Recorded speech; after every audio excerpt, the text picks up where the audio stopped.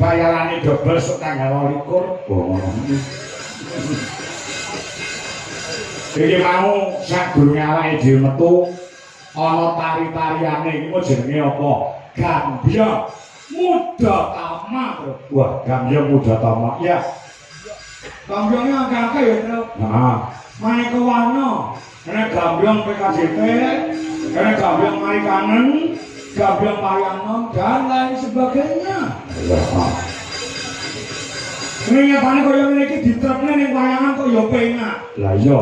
Watone sing dene iki iso oron, Bro. Oron? Heeh. Iso kabeh. Ya. Ora mung tetembangan perkara sing klasik, sing modern, ning uga iso nari sesuai dengan alunan kendang. Dadi kendange ndangku yo mega-mega. Oh iya. Dadi kendange anu yo penak ngono jogetane iki luwes, gandes luwes merakake. Ha iya.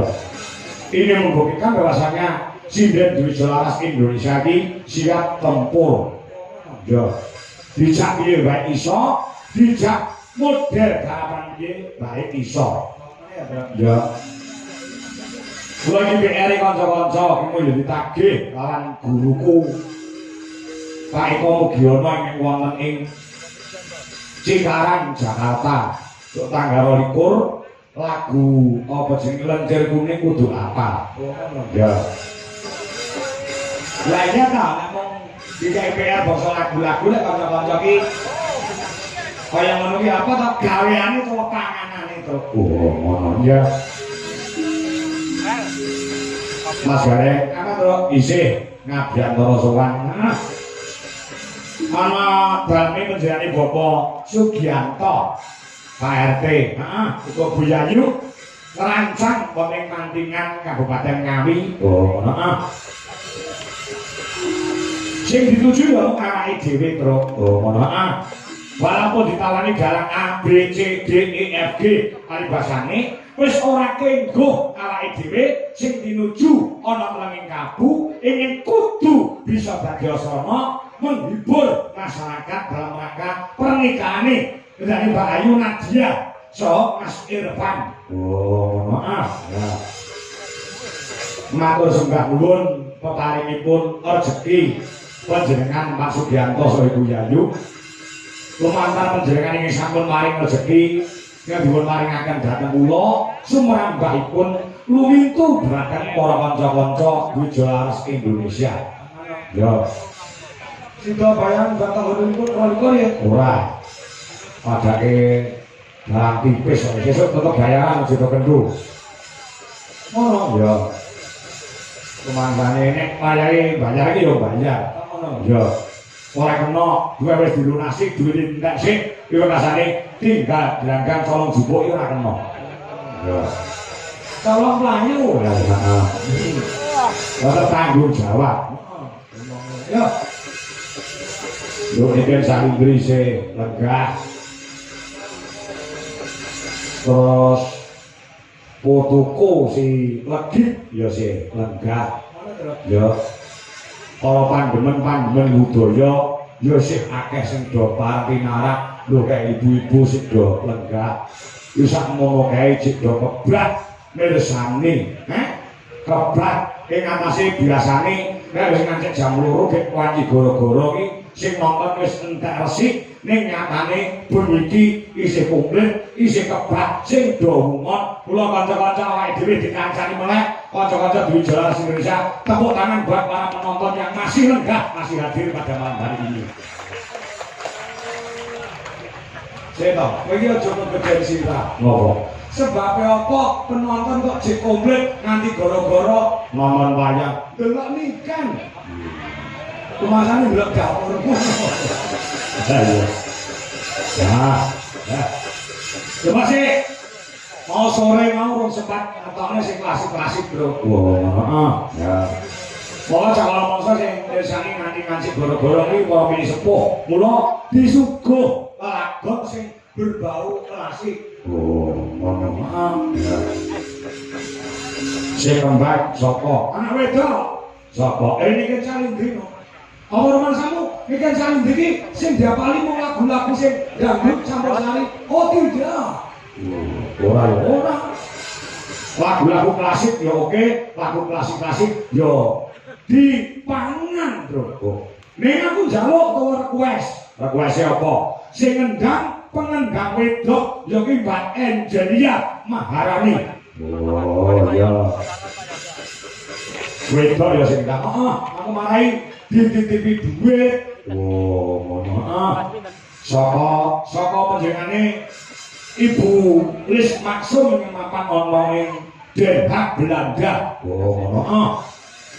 Ora karo yane iki mung patek isuk, Bro. Oh iya, mergo wektune iki jarake beda antara kene karo Londo. Oh iya, ya. Dodo Maharani. Kowe pindah ning nggon kendangan. Nah, Pak Dosen Den Leren Sawatara. Nah. Ya. Aku njaluk sing klasik sik, Nduk, Ken. Niken Salindri iki pancen awake dhewe dispesialke ya, Bro. Heeh. Biasanya nek melu jalan liyane no bar mingguan kuwi langsung mulai terus. Heeh. Nek untuk awake dhewe dan Wijolaras Indonesia, dhek gelem nganti rampunge goro-goro. Ini adalah hal yang sangat luar biasa katresnane Niken Salindri yang kanca-kanca Wijolaras Indonesia. Saya ngono ya. Ketemu nek karo Niken kapan? Jane tanggal 29 ning Niken ra iso. Oh, Niken ra iso. 29. Terus diundur tanggal 30 terus. Oh iya, ya. Terus mengko ketemu Niken meneh tanggal 9 Desember. Oh iya, ning Kediri. Ning Kediri. Ya. Iya, Dok, Ken. Selamat pagi, Jayu. Pagi, Pak. Wis ngantuk kok?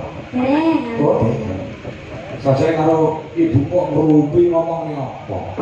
Napa? Ngomongnya apa? Ngomongnya iki lho, Pak. Mas kalau panitia ijen sip tenan dina iki, Pak. Ngapa sipe perkara apa? Mata saya itu jadi melek-melek ini, Pak. Gara-gara lho, Pak. Enek pentol, enek kotaan, enek sego botok, terus enek jeruk, anggur, susu. Terus diparingi kerupuk, terus jangan lengkap Pak sajane Pak. Nah, kuwi sing jenenge gupuh lungguh karo suguh iki ditindakne karo jane Pak Dianto Pitik. Terima kasih ya untuk Pak Dianto. Mohon dalam rangka panganan, ngombe, konsumsi rokok. Minggu ngumpen awake dhewe iki entake akeh banget lho, Kan. Nggih, leres. Monggo nalika jaman ngejo Bapak, kuwi ora diperhitungkan. Lah, sakupamane sesuk bar wayangan aku ditimbali karo Pak Dianto, Mas Kangko, iki ganti wayangane rampung, nuwun sewu nggo hitung-hitungan malih. Niki nggih rokoke kanca sampeyan sing cacah wonten 50 sementen, nggih wedang sementen, mangan sementen, jajan sementen, nuwun sewu duwite panjenengan kula suda sementen, nggih konsumsi. Ngono iki lek tegel ora apa lho kan ngono kuwi. Lah tegel ora apa-apa. Lah, mosok yen ngoten Pak. Ya ora. Mergo apa? Kendane Pak Dianto nglunggone dadi wong Jawa. Jawa, wong Jawa iki nek ketekan daya kupuh lungguh karo suguh, ya ta? Ora kok bakale kebak. Oh ya, ya. Aja nanti wong Jawa kan perhitungan ke wong Cina ya kan. Betul, betul, betul. Wong Jawa aja nggake Jawane ngene. Anu bang apa, Dok? Apa, Pak? Anu bang apa? Jenengan sering apa, Pak? Lah ular kambang iso. Ya, jineman iso. Iso ta? Apa to jenenge? Nah, ya pengendange Pak Kangko wedok. Nggih. Nah, iki menjane Pak Dalang Simon. Nggih. Sragen. Kene ngono Pak Simon kok. Kula. Lho, Pak Dijok karo Pak Simon. Pak Simon iki. Kowe tak apusi lho. Pak Simon. Oh, jenengan to, Pak. Nggih, Pak. Nah, Pak Simon kuwi dalang ning Sragen, kowe tak apusi sing dalang aku, Nduk, jebule sing dalang Pak Simon. Ono ta? Ya coba. Jineman apa, Nduk? Ular kambang. Jineman ular kambang. Ular kambang, bocah ulure kaya wis siap ya. Nah, ngene apik, iki ana dhuwit 200 saka Bulis Maksum Luk Angelia. Ya. Ya, Nduk. Kan, ularmu kaya apa?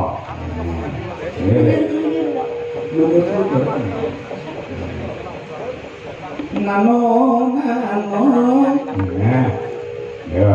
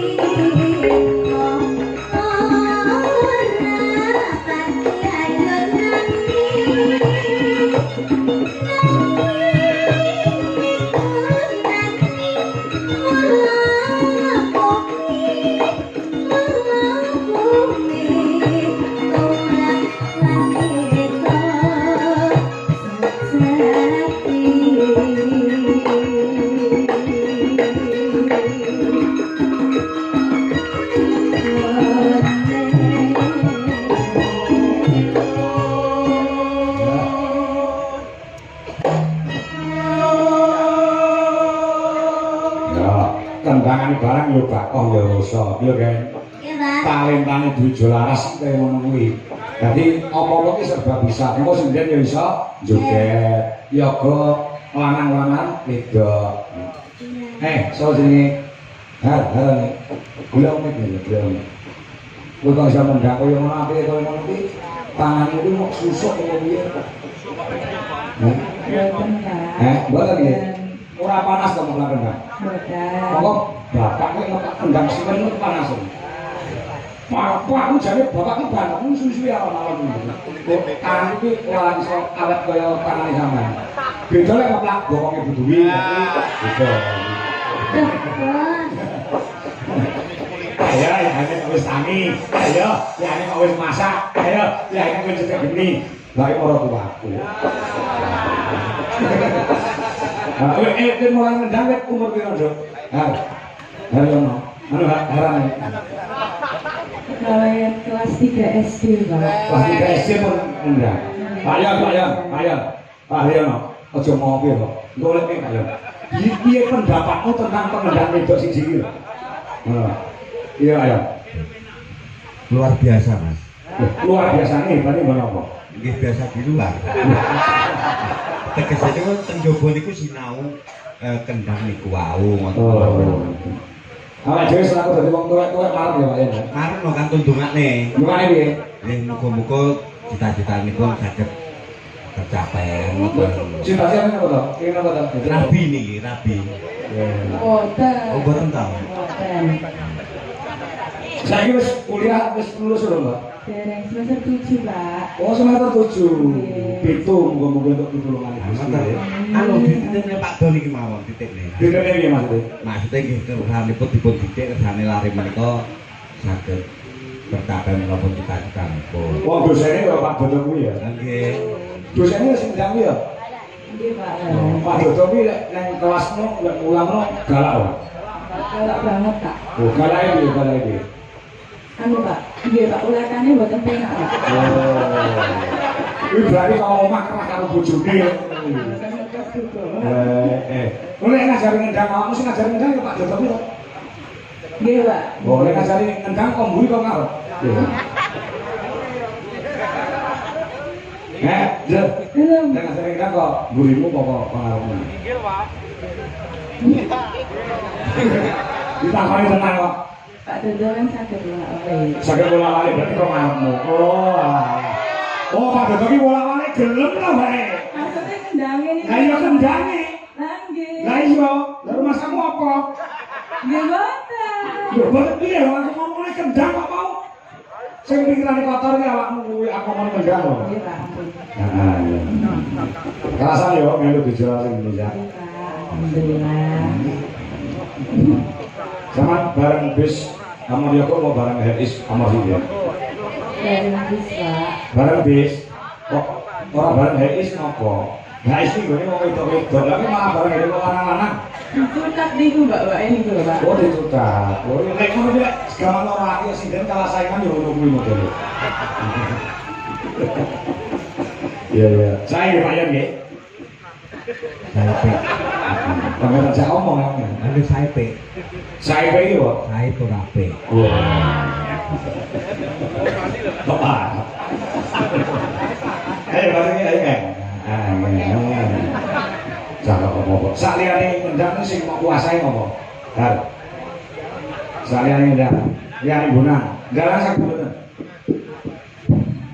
Dalang salah. Dereng Mbak, dereng belajar. Suluk-sulukno iso. Boten Mbak. Terus sekali-kali kita mau sulukmu. Jadi iso kabeh dipelajari kabeh model mau kita Pak. Ya, ya, ya kok. Ya deh. Jombi ya guyu memang jombi ya.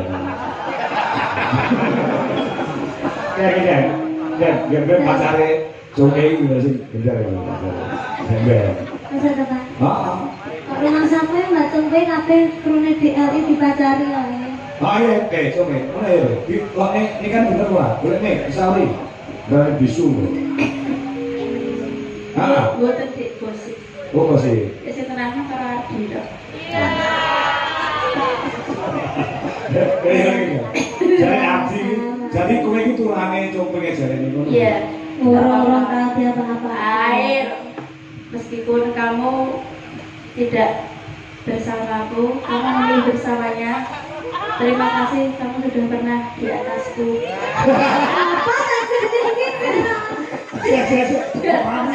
Kamu ya. Di atas doaku. Aku memang maksudnya kok. Di atas doaku. Di atas doamu. Nek kowe ora keloro atimu to, mergo apa? Adi iki mripate ora bener milih ken wis pas. Biar gak mau kuwi. Sapa? Ardi. Oh, saurunge iki kan mlebu ra ngono kuwi ya karo kowe. Ora. Ya, piye dhisik saurunge iki kan mlebu piye karo kowe piye? Biar aku bareng bis. Heeh. Gerayang komputer. Iya toh Mas. Aduh Pak. Mana? Ya, ini lo kapan ini? Yo, saiki soro sing ayu, iya yo. Oh, aku nggak mau membuka masalahmu. Ya, itu ya.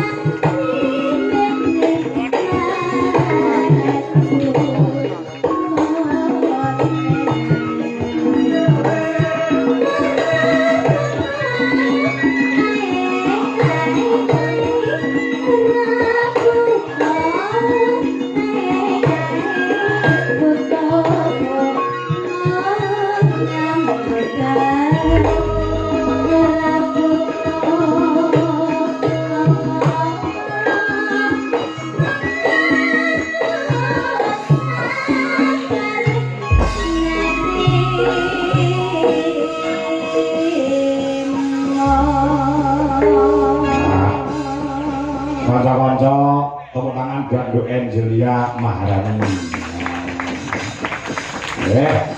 Aneh-aneh ya dong kanca-kancane awake dhewe. Aneh-aneh. Kok ndelalah ya, Bro? Ndelalah piye? Awake dhewe dhisik iki yo duwe pembunan penerus wedok yo duwe dhisik. Oh, heeh. Terus gua saking nanti parani ganti Angelia. Wah, iya. Heeh. Kowe isi Surakarta ki ora bakal kelangan sumber-sumber karo bibit-bibit unggul. Oh, heeh. Ayo gede, nduk lecit. Wah, lagi. Nah.